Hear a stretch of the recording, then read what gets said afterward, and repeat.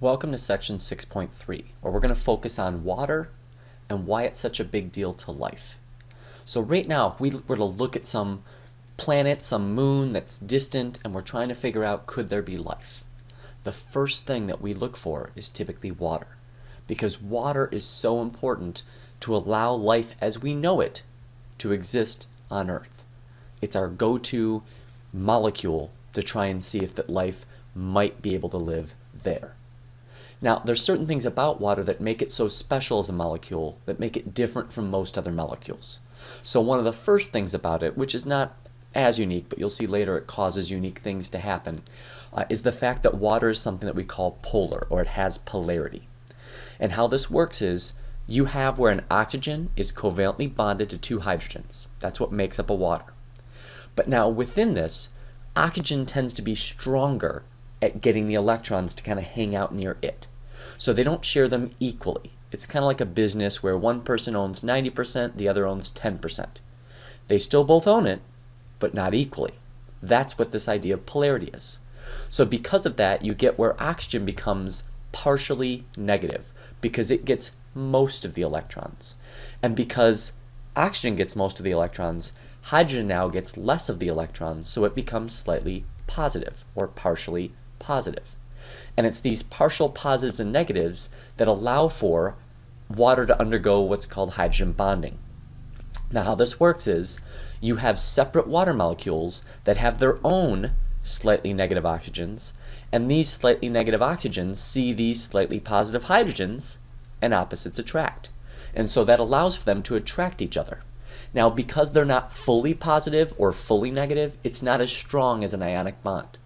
But it is significant enough to help stick waters together. It is definitely noticeable, it is significant in general.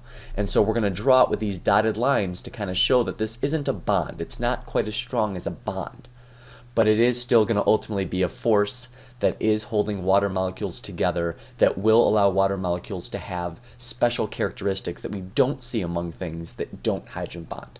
Which hydrogen bonding, while not unique to water, is certainly not the most common thing between molecules. Now because we have this hydrogen bonding, we get a series of different characteristics that water possesses. The first of which is cohesion, which is that water likes to stick to itself. And so that's why water likes to form drops.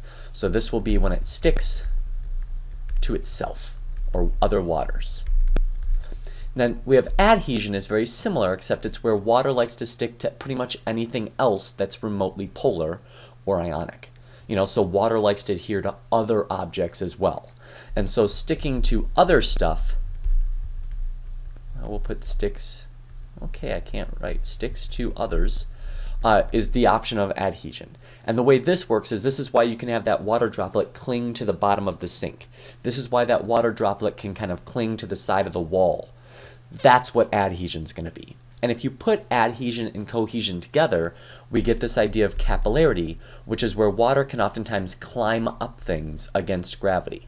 So this is where you'll see that you also get climbing against gravity. And this happens like if you put a straw into a glass of water, you'll see it normally, the water level rises slightly higher in the straw. And you'll see here, I've got an example. You can do this with paper towel in a cup, that the paper towel up over the top of the cup, and the water will climb up the paper towel against gravity. But this here too is just if you put a block in water, so this is essentially a block of sandstone, cement, something like that. But if you put it in the water, it will start to absorb the water, and so the water will climb up. So you can see over time as this water level's rising on the block. That's essentially going to be capillarity. This is very important for plants because this is one of the things they use to draw water up a tree or up a blade of grass, is they have these tiny tubes, and then water, by sticking to itself in the middle and sticking to the tube on the side, is able to form a seal that helps allow it to climb or be drawn up that tube so that the entire plant gets water despite the fact there's no pump.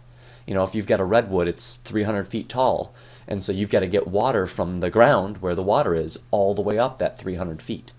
And plants can do it silently without putting in really any energy. And that's how they can do it, is capillarity. High specific heat is just this idea that water resists a change in temperature. This is important because we don't walk outside on a day that happens to be below zero, and we don't freeze to death almost immediately, despite the fact it's freezing or below freezing. And that's because water takes quite a bit of energy to make it go up or down in temperature.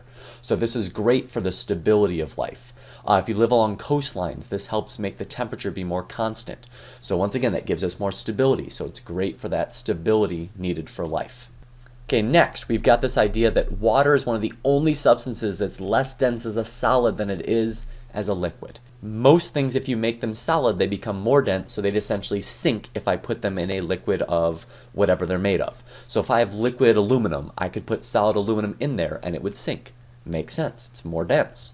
But for water, because of these hydrogen bonds, when it's in its water form, its liquid form, those hydrogen bonds are constantly flexing because these water molecules are bouncing around past each other. They're moving faster. And so that means they're never really fully extended.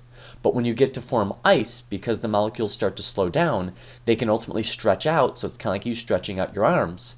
And so now everybody's a set distance away, and that distance is greater than the distance they were as water. And so this means that you're now going to see where ice, because it's kind of fully spread out, instead of being kind of bent hydrogen bonds, if you will, from the movement, it's going to end up being less dense. What really matters about this more than anything is that means ice floats.